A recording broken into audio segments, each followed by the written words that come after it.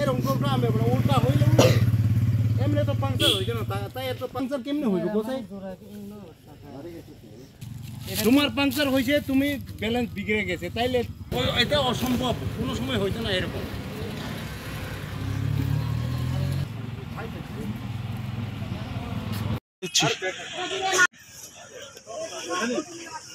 number পাইলে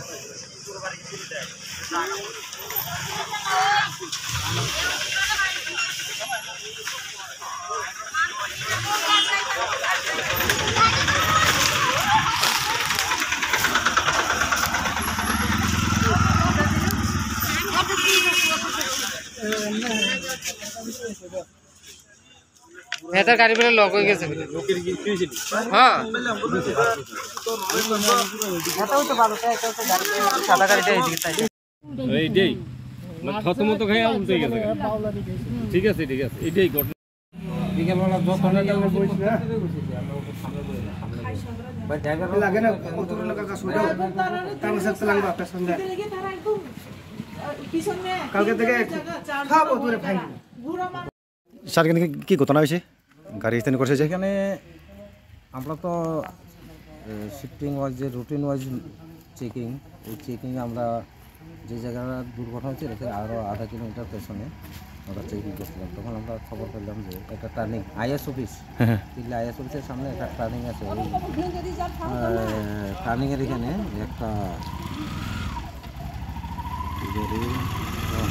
Hyundai XN আর একটা হলো ওটু গাড়ি মানে হালকা একটা সংঘর্ষ হয়েছে হ্যাঁ অদু গাড়ি আর কিতা দিয়া একটা হুন্ডাই এক্সএন টার্নিংয়ের ভিতরে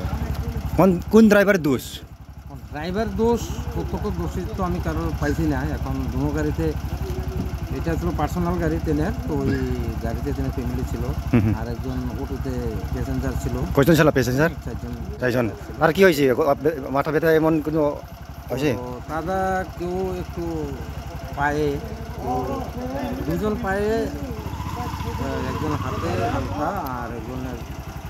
ডাইন সাইডে গালে কত গাড়ি কই যাইতেছিল আর ফ্যামিলি গাড়ি কোন জায়গায় আছে উদয়পুর গেছে চারজন প্যাসেঞ্জার আছে আর ফ্যামিলি গাড়িতে